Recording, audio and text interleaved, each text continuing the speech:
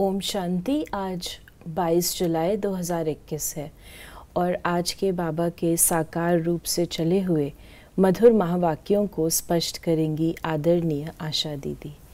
ओम शांति दीदी। ओम शांति। बाबा ने कहा, मीठे बच्चे, वृक्षपति बाप ने तुम बच्चों पर बृहस्पति की दशा बिठाई है। अभी तुम अविनाशी सुख की दुनिया में जा रहे हो। शिव बाबा इस कल्प वृक्ष के बीज रूप हैं, जिनको वृक्षपति कहते हैं। और बृहस्पति की दशा शब्द अक्षर मिलते जुलते हैं, उसको सबसे अच्छी दशा मानी जाती है। उस दिन सब अच्छे काम करते हैं। बृहस्पतिवार के दिन पढ़ाई में, स्कूल में बच्चों को भेजते हैं, आदि आदि। तो बाबा की छत्र छाया में सदा रहना और बृहस्पति की दशा का सबसे अच्छा होना, ये समानता हो जाती है। वस्तुतः है ये वृक्षपति, लेकिन रूप हो गया चलते चलते बृहस्पति। तो जब हम आत्माओं का संबंध शिव बाबा से जुड़ता है, वृक्षपति से जुड़ता है, बीज से जिसका संबंध हो, उसको सर्व प्रकार की प्राप्तियां होंगी, सर्व प्रकार की शक्तियां होंगी। तो बाबा हम बच्चों को यही बात कहते हैं कि वृक्षपति के साथ सदा संबंध जोड़ करके रखो, तो बृहस्पति की दशा जो गायन है कि सदा सब कुछ शुभ ही शुभ होगा, वो आपके साथ होता रहेगा। प्रश्न है, अविनाशी बृहस्पति की दशा किन बच्चों पर बैठती है, उनकी निशानी क्या होगी? जो बच्चे जीते जी देह के सब संबंधों को त्याग अपने को आत्मा निश्चय करते, ऐसे निश्चय आत्मिक बुद्धि वाले बच्चों पर बृहस्पति की दशा बैठती है। उनके ही सुख का गायन है कि अति इंद्रिय सुख गोप गोपियों से पूछो, उनकी खुशी कभी भी गुम नहीं हो सकती। ये वे बच्चे हैं जो बाबा वर्णन कर रहे हैं, जिनको पूरा निश्चय बाबा पर है। तो वो अपना संबंध बीज से ही जोड़ के रखते हैं, एक से ही जोड़ के रखते हैं। बीज से तो फिर वृक्ष का विकास होता है ना, तो वृक्ष के विकास में टाल टालियाँ ये सब आते हैं। तो ऐसे बच्चे निश्चय बुद्धि होने के कारण अतीन्द्रिय सुख का अनुभव, क्योंकि एक के साथ संबंध है, बीज के साथ संबंध है, तो उनका एक से संबंध होने के कारण से अतीन्द्रिय सुख का अनुभव करते हैं और अविनाशी सुखों की प्राप्ति के अधिकारी बनते हैं। अगर टाल टालियों को पकड़ेंगे तो वो अपनी सीमा से ही दे सकते हैं, अपनी लिमिट से दे सकते हैं। बीज तो अनलिमिटेड है। कलयुग को कहा जाता है विनाशी दुख धाम, सतयुग को कहा जाता है अविनाशी सुख धाम।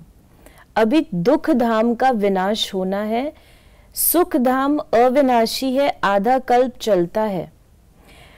बाबा ने कहा बच्चों को सर्विस के लिए पॉइंट्स नोट करनी है। प्रदर्शनी में ये पॉइंट्स मुख्य समझाने की हैं, क्योंकि मनुष्य तो कुछ भी जानते नहीं, बरोबर ये है ज्ञान। अब बाप ये ज्ञान देते ही हैं नई और पुरानी दुनिया के बीच में, फिर ये प्रायः लोप हो जाता है। देवताओं को ये ज्ञान नहीं होता। अगर ये चक्र का ज्ञान हो तो फिर राजाई में मजा ही ना आए। ये ड्रामा की नूंद ऐसी वंडरफुल है, ड्रामा इतना विचित्र वंडरफुल है, जो कि हम सबके लिए कल्याणकारी है। इस समय हमको ड्रामा का सारा ज्ञान है, तो कल्याणकारी इस भाव से कि चढ़ती कला में हम आ जाते हैं, हम अंडरस्टैंड कर लेते हैं, अरे हमारी ये दशा हो गई है, हमें पुरुषार्थ करना, अपने आप को पावन बनाना, ऊंचा बनाना। और सत्युग में ये सारा ज्ञान जो है वो लुप्त हो जाता है। अगर ये याद रहे तो बाबा ने जैसे कहा कि सुख का आनंद ही ना है। किसको पता हो कि अभी मैं यहाँ पर हूँ, कल मुझे फांसी मिलने वाली है, अभी मेरी राजाई है, कल फांसी मिलने वाली है, तो राजाई का सुख किसको आएगा? बाबा ने कहा कि तुम्हारी बुद्धि में मूल वतन का भी झाड़ है, सेक्शन सबका अलग अलग है, ये बातें कोई की बुद्धि में भी नहीं होंगी, कोई शास्त्र में तो ये लिखी हुई नहीं है। हम आत्मा असल शांति धाम की रहवासी हैं, अविनाशी। वो समझते हैं बुदबुदा पानी से निकल फिर उसमें मिल जाता है। तुम्हारी बुद्धि में सारा राज है। बाबा ने ये भी बताया कि बुदबुदा पानी में नहीं मिल करके, जैसे वो लोग कहते हैं, तो ऐसा नहीं होता है कि आत्मा जाके परमात्मा में लीन हो जाती है, लुप्त हो जाती है। ऐसा नहीं होता है। भल कहाँ कहाँ स्वास्तिका भी दिखाते हैं, चक्र की सिर्फ ऐसे ऐसे लकीर लगा देते हैं, जिससे सिद्ध होता है कि अनेक धर्म थे। बाप ने समझाया है, मुख्य धर्म और शास्त्र 4। सत्युग त्रेता में कोई धर्म स्थापन होता नहीं, न वहाँ कोई धर्म शास्त्र होता है। ये सब द्वापर से शुरू हुए हैं। ये बाबा ने बताया कि कैसे बीज से जब तना निकलता है तो सब कुछ एक होता है, एक धर्म एक भाषा, बाद में फिर अन्य अन्य ये चीज़ें निकलना शुरू होती हैं। ये संगम का सुहावना समय है, जिसको कुंभ कहते हैं। कुंभ संगम को कहा जाता है। ये है आत्माएं और परमात्मा के मिलन का संगम। ये रूहानी मेला संगम पर ही होता है। उन्होंने पानी की गंगा का नाम बाला कर दिया। ज्ञान सागर पतित पावन को जानते नहीं। फिर बाबा ने कहा कि जितना जास्ती याद करेंगे तो बृहस्पति की दशा होगी। जांच करो, हम शिव बाबा को कितना याद करते हैं। याद से ही कट निकलती जाएगी और तुमको खुशी होगी। तुम महसूस कर सकते हो हम आत्मा कितना बाप को याद करते हैं। अगर कम याद करेंगे तो कट भी कम निकलेगी, खुशी भी कम रहेगी और पद भी कम पाएंगे। ये जो याद है, इससे बहुत सारे लाभ हैं। याद 3 स्पेशल चीज़ें हमको देती है। एक तो याद से हम आत्माओं के अंदर की सफाई होती है। दूसरा, याद से हमें परमात्मा पिता के साथ सर्व संबंध जोड़ने के कारण संतुष्टि का अनुभव होता है। इच्छा मात्रम अविद्या का अनुभव होता है। योगी को कोई भी चीज़ फिर प्रिय नहीं लगती, क्योंकि संतोष हो जाता है। और तीसरा, याद से शक्ति मिलती है, जिससे हम नए संस्कारों का सृजन करते हैं। ये 3 बातें इस सेंटेंस में बाबा ने कही। अभी तुम समझते हो राहु का ग्रहण लगने से सब काले बन गए हैं। चंद्रमा की पिछाड़ी में लकीर जाकर रहती है। बाप भी समझाते हैं, तुम देवी देवताओं के भी चित्र हैं।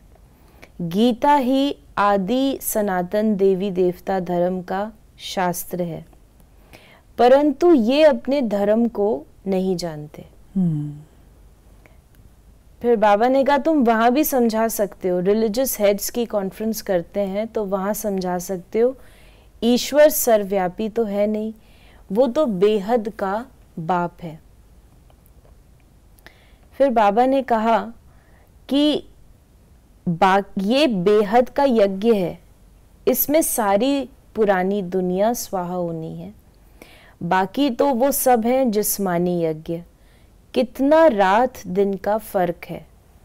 बाप कहते हैं ये रुद्र ज्ञान यज्ञ है, विनाश भी होना है। तुम जब पास हो जाएंगे, पूरा योगी और ज्ञानी बन जाएंगे, तो फिर तुम्हारे लिए नई दुनिया स्वर्ग चाहिए।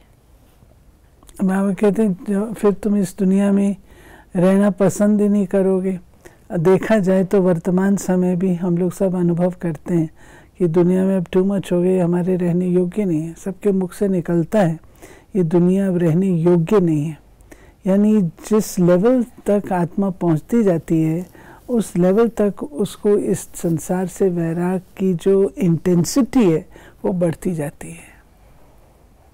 राजस्व अश्वमेध अक्षर भी ठीक है, घोड़े को स्वाहा करते हैं। वास्तव में है तुम्हारा ये रथ। एक दक्ष प्रजापति का भी यज्ञ रचते हैं, उनकी भी कहानी है। 2 यज्ञ बाबा ने वो बताते हैं, दक्ष प्रजापिता ने यज्ञ रचा, आता है। तो बाबा ने कहा, ये जो बाबा ने कहा ना, घोड़े को स्वाहा करते हैं, अश्वमेध अविनाशी।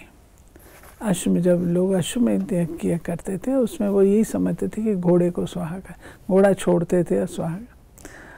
वास्तव में घोड़े को स्वाहा करने की बात नहीं होती। बेचारे जानवर को क्यों करो ऐसा? क्या उससे परमात्मा संतुष्ट होगा? देवी संतुष्ट होगी?